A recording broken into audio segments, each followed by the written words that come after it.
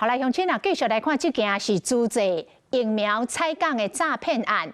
被告是一對師傅翁仔某，專門咧教道德經。還有一個被告是一個查某律師，三個人攏去法院裁定繼續收押禁見。啊，那師傅的新婦是以100萬來交保。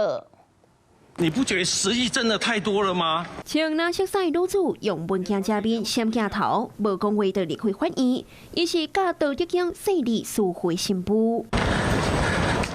2011年，租借基金會因為疫苗的採購案，李師傅因囝甲姓陳的女律師涉嫌共騙10億6千多萬。李師傅的新婦涉嫌被指派管理個人的收支甲小目文件，包括姓陳的女律師。李師傅甲因某被收押禁見。另一李和姓被告則拒保新台幣100萬元，限制住居及限制出境出海。檢警調查，李師傅是中部出名的宗教團體負責人，道場就佇咧西區國美館附近富邦天空樹的河體。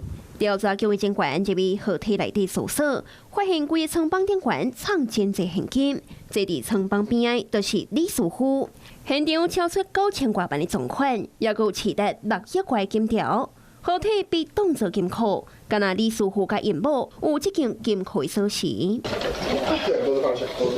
為了嫌人白，佮透過會計師事務所建立一套詳細報表系統，其中報表 A 記錄全資金的總額甲各專案的支出，報表 B 專門管理抗現金甲黃金的所在，報表 C 是各專案資金來源的關係圖。所有款項的流動，必須由姓陳的女律師開始獨占審核後，尾手則個由李師傅來核定。根據了解，河體金庫也個藏真濟保險罐。知情的人士透露，李師傅唔食5穀雜糧，敢若食食物的精華。調查局入去厝內搜索時，閣發現幾盤爆破了後配出來的食物。聽講因食飽魚甲龍蝦，攏敢若爆一個就配掉，敢若啉精油爾。